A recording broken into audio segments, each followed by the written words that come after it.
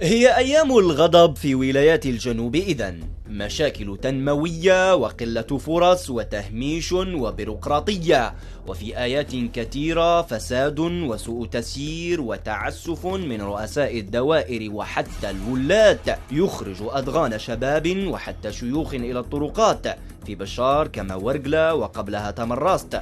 ببساطة كلما ابتعدت عن العاصمة إلى جنوب البلاد حيث تغيب عيون الحكومة ولا يسمع لوزاراتها صوتا، ترى عجبا، بؤس وفقر ومظاهر تجعلك تتخيل أنك اخترقت الحدود إلى مالي أو النيجر أو أي دولة إفريقية أخرى. وعلى لسان كل ساكن في الجنوب عبارة واحدة: الحجرة والتهميش. احنا بغينا المسؤولين في العاصمه يجونا هنا ويشوفوا. لا روسيا من 2008 ما كان والو، كل خطره ماركي غير الكدو تسكرت النهار داو كلش. احنا الوزير هذاك قاطعين منه الياسع، وين عارفين باللي يجينا بالمستحيلات.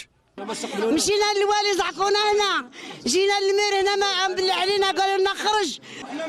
احنا ماشي جاليه، احنا شعب الوطن. توالت الحكومات وتعددت الخطط، صندوق للجنوب وميزانيات إضافية وزيارات ماراثونية إلى ولايات جنوبية، وبعيدا عن لغة الكل الأسود زيارات الوزير الأول الحالي إلى ولايات الجنوب مكثفة وغير مسبوقة، يسمع فيها كلام وردي ووعود، لكن الآجال ضاقت والمركزية المفرطة والبيروقراطية العمياء قد تجعل من الاستدراك مهمة صعبة جدا.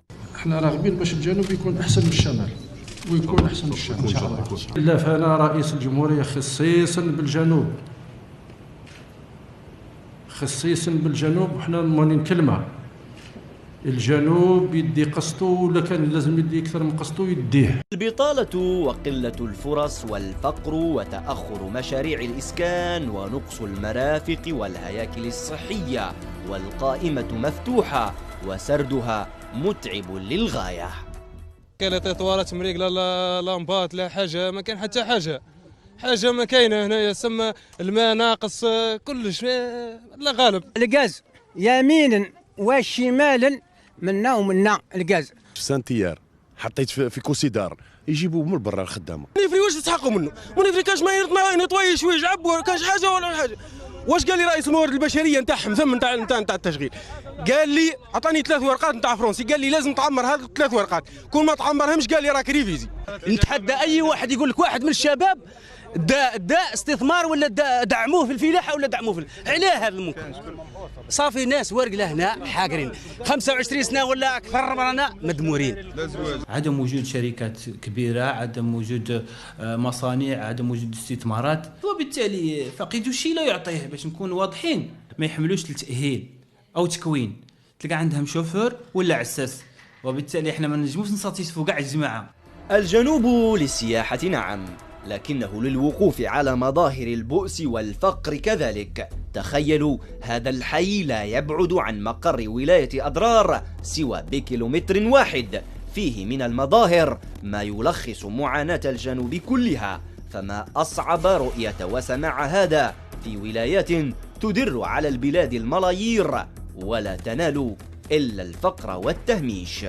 هذه وسط المدينة وهذه منطقة استراتيجية، كوري كيما هذا ما يتكراش للناس، ما يتكراش للبشر، هذا يتكرا للحيوان، يسكن فيه حيوان. لا زيقوا ديارك تشوفوا كيف مخربين، رانا عايشين فيه مزبالات. إعادة النظر في التقسيم الإداري وتقريب الإدارة. مدينة العيون كبرى مدن الأقاليم الصحراوية في المغرب وأكثرها كثافة سكانية، مدينة بطابع حضاري وتراث بدوي. شهدت المدينة منذ عقود تطورا كبيرا في بنيتها التحتية ومشاريعها العمرانية ومرافقها الحيوية، فضلا عن انتعاش وتطور ملحوظين في أسواقها ومنشآتها الرياضية. برنامج ديال تحلية ديال مدى البحر، فيها برنامج ديال ميناء ديال تكرير الفوسفات اللي باش الشباب يخدم كل شيء، ميناء كبير جدا اللي يعدوا الفوسفات هذا. فيها التنمية الصرف الصحي ديال المدن اللي صلاح. والله الحمد لله ان شاء الله. لا هي نبغوا تكمل لنا الخال.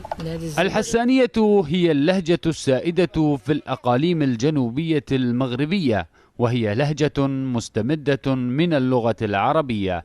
أما الشاي الصحراوي فهو جزء من الثقافة المحلية هنا، إلى جانب اللباس التقليدي الذي يحمل رمزية خاصة لا سيما لدى المرأة. الثقافة الحسانية ثقافة عندها خصوصياتها، عندها أمورها اللي تتميز بهم. هناك تقاليد متوارثة أبا عن جد، ثقافة صحراوية ولباس تقليدي فيه حشمة، فيه وقار. اللباس كان في الأول من قديم كان عبارة عن ثوبين، ثوب أبيض ينقال له النقشة، والثوب الثاني تقريبا دائما اللون أسود.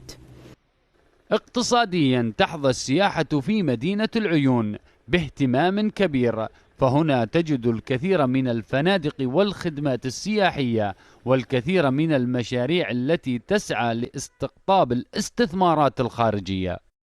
مدينة العيون ذات الطابع الثقافي الصحراوي الممزوج بأصالة الحاضر، مقبلة على طفرة عمرانية كبيرة ومشاريع سياحية ضخمة ستجعل منها أيقونة المدن الصحراوية. درويش الطويل، سكاي نيوز عربية، العيون.